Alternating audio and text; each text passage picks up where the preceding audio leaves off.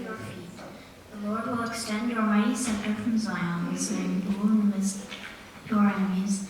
The troops will be willing on the day of battle. Arrayed in holy splendor, your young men will come to you like dew from the morning's womb. The Lord has sworn and will not change his mind. You are a priest forever in the order of Melchizedek.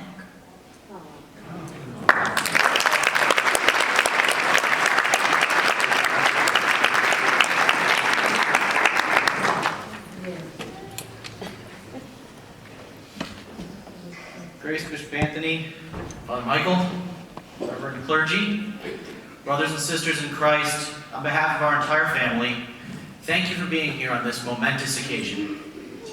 That's the right word, right? Momentous? Except I'm not sure it is. Just look at that word, moment us. But for Father David, this isn't a moment. It's not even about a lifetime.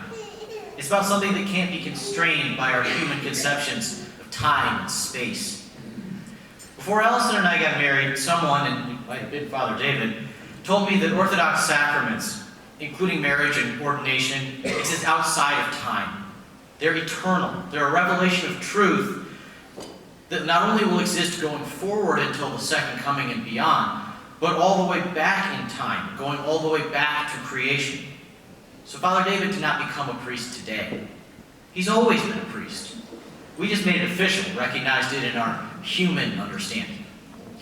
And I think, looking back, that really should have been obvious. Father David has always been a priest. A priest is a leader. Father David has had many leadership roles in his life and in this parish. He was one of the number of parish leaders that acted boldly 30 years ago to buy this land and build this church. A church built not for the needs of that time, but for the needs of the future. For the community of St. Nicholas is today and will become tomorrow. And we all deserve credit for the growth and success of this parish. Every one of us. But none of us would be here today without the ones that came before us. Our mentors, our parents, our teachers, our priests. Because a priest is a mentor. And we've had wonderful spiritual fathers here at St. Nicholas. And one more that was here the whole time. And we just didn't realize it. Father David taught Sunday school several decades ago now. And I'm not actually sure he remembers it as a pleasant experience. But like all teachers, he made an impact. So many of his students are here today. Doctors, lawyers, business people, fathers, mothers, a judge, a congressman, all pious Orthodox Christians. Father David found perhaps a more natural role as a mentor to teens participating in the Oratorical Festival. His expertise was based on the experience of his youth. He finished a heartbreaking second in 1976. But, as you may have noticed watching that slideshow, you saw a number of St. Nicholas teens with oratorical trophies. And that's not even everyone.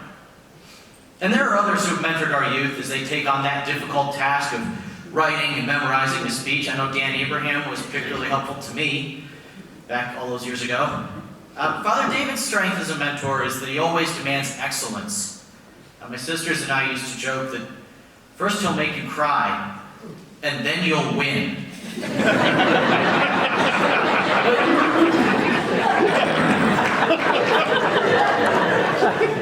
But frankly, that sounds like salvation, doesn't it?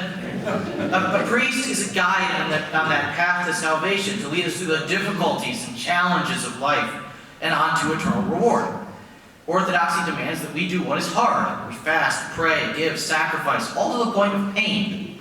And a priest is there to say, you will do this, and you can do this, and you will be stronger for it, and the Lord who sees in secret will reward you openly.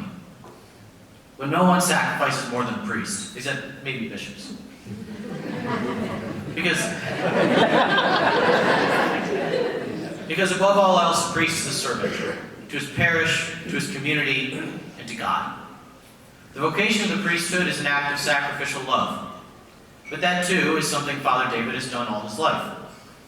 There is no greater act of sacrificial love than being a parent. Father David raised the three of us, And he's seen that family grow to include 2 children-in-law, and soon to be 3, and 2 grandchildren. To George, he's Jindu, who carried him as he doused the candles in the iconostas and helped him feed crumbs of holy bread to the birds. And to Maggie, he's a cuddly place for a nap and a silly face to giggle at. But to this parish, and this community, he's now Father David. The leader, the mentor, the guide, and the servant that we've always had, and now we come together to elevate. As we heard George read just a minute ago from Psalm 110, you are a priest forever. I love you, Dad. Axios! Axios!